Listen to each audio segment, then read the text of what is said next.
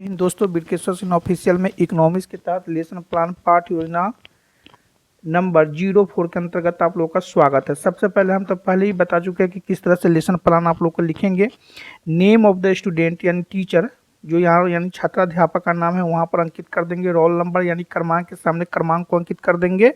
Name of the school यानी विद्यालय का नाम, यानी जो विद्यालय आपको अलॉट है लेसन प्लान के लिए जहाँ पर जाते हैं उसको विद्यालय का नाम यहाँ पर चिन्हित कर देंगे। डेट है तो डेट लिख देंगे। क्लास 9th का ले रहे हैं हम।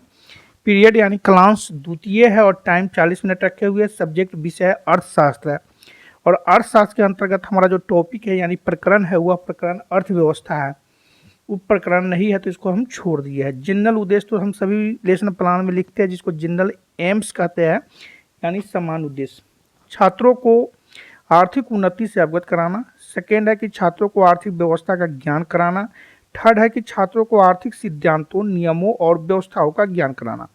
स्पेसिफिक एम्स के अंतर्गत रखेंगे विशिष्ट उद्देश्य। विशिष्ट उद्देश्य के अंतर्गत पहला पॉइंट है कि छात्र अर्थव्यवस्था के बारे में जान सकेंगे। दूसरा है कि छात्र अर्थव्यवस्था को परिभाषित कर सकेंगे। तीसरा है कि छात्र देश व अर्थव्यवस्था को समझ सकेंगे। टीचिंग मेथड यहाँ पर कर दिए है, क्रॉस करके लिखा गया है कि स्पष्टीकरण विधि और व्याख्यान विधि को लेंगे। टीचिंग एड्स है उसके जगह चौक, डस्टर, लपेट, श्याम पट, अर्थव्यवस्था को प्रदर्शित करता हुआ चार्ट। प्रीवियस नॉलेज, पूर्व ज्ञान, छात्रों को अर्थव्यवस्था के बारे में सामान्य जानकारी है। अब हमारा यहाँ पर इंट्रोडक्शन यानी प्रस्तावना को सेटअप करेंगे। प्रस्तावना का सेटअप इस तरह से जिसमें प्रकरण आखिरकार निकल जाए। पहला क्वेश्चन बच्चों के सामने रखेंगे, किसी वस्तु को खरीदने के लिए किसकी आवश्यकता होती है? पैसे। बच्चे जवाब देंगे पैसे या रुपए की। रुपया पैसा कमाने के लिए हमें क्या करना पड़ता है? तो बच्चे जवाब देंगे नौकरी, बिजनेस, व्यवसाय, इस तरह से। तीसरा है कि नौकरी किस प्रकार की व्यवस्था कहलाती है? तो कुछ बच्चे उसमें समझदार भी होंगे जो बता सकते हैं कि अर्थव्यवस्था। फिर अर्थव्यवस्था बता देंगे तो हम यहाँ पर चौथा क्वेश्चन डालेंगे कि अर्थव्यवस्था के बारे में बतावे, तो बच्चे समस्यात्मक हो जाएंगे, मौन हो जाएंगे, जवाब नहीं दे पाएंगे। तब हम स्टूडेंट ऑफ द एम यानी जो एम है, statement of the aim, statement of the aim यानी उद्देश्य कथन है, छात्रों आज मैं आप लोगों को अर्थव्यवस्था के विषय में विस्तार पूर्वक अध्ययन कराऊंगा। तो इस तरह से हम लोग प्रकरण के टॉपिक पर पहुंच जाएंगे। यहाँ पर हमारा टीचिंग पॉइंट है, शिक्षण बिंदु है, अर्थव्यवस्था का तात्पर्य। पहला है कि रुपए से संबंधित अर्थव्यवस्था को हमें क्या कहना पड़ता है? तो अर्थव्यवस्था, रुपए से संबंधित अर्थव्यवस्था को हमें क्या कहना पड़ता है? अर्थव्यवस्था। दूसरा पॉइंट है कि अर्थव्यवस्था का क्या अर्थ है? तो स्पष्टीकरण है अर्थव्यवस्था का क्या अर्थ है कि अर्थव्यवस्था शब्द मूलतः दो शब्दों से मिलकर बना है, अर्थ प्लस व्यवस्था। अर्थ का तात्पर्य है धन या मुद्रा एवं व्यवस्था का अर्थ है कि एक स्थापित कार्य प्रणाली। इस प्रकार हम कह सकते हैं कि अर्थव्यवस्था का तात्पर्य है धन की एक स्थापित कार्य प्रणाली। अर्थव्यवस्था शब्द का सबसे प्राचीन उल्लेख कौटिल्य द्वारा लिखित ग्रंथ अर्थव्यवस्था यानी अर्थशास्त्र, अर्थशास्त्र का रचना कौटिल्य ने किया था।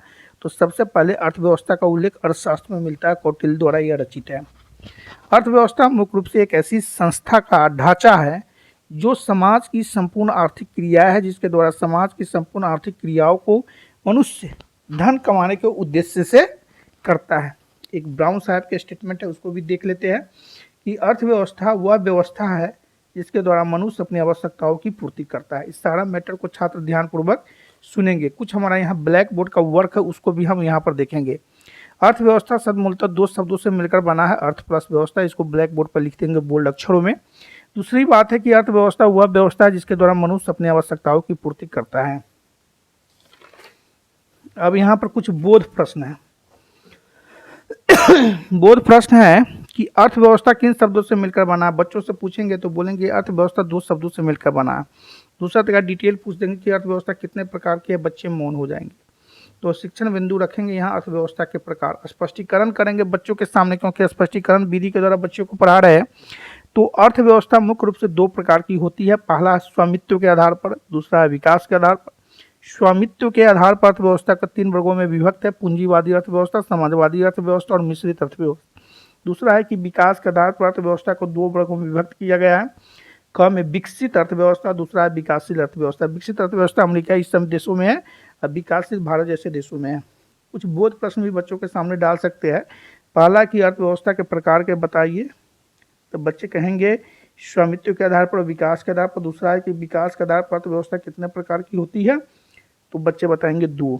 यहाँ पर एक चार्ट है, बहुत ही सुंदर चार्ट है, चार्ट को काफी ध्यान से देखिएगा। अर्थव्यवस्था एरो देकर 2 जगह लिख दी है, स्वामित्व के आधार पर और विकास के आधार पर। स्वामित्व के आधार पर कितने प्रकार है, तो 3, पूंजीवादी अर्थव्यवस्था, समाजवादी अर्थव्यवस्था और मिश्रित अर्थव्यवस्था। विकास के आधार पर 2 अर्थव्यवस्था है, विकसित अर्थव्यवस्था और विकासशील अर्थव्यवस्था। तो इस तरह से रखेंगे।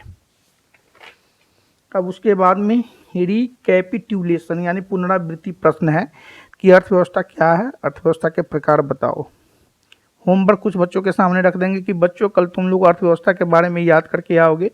टिप्पणियाँ यानी कमेंट्स लिखने की जरूरत है नहीं, आपको सिग्नेचर ऑफ द सुपरवाइजर करेंगे, signature of the student teacher यहाँ पर सिग्नेचर कर देंगे। इतना ही कहकर बातों को समाप्त करते हैं। जय हिंद।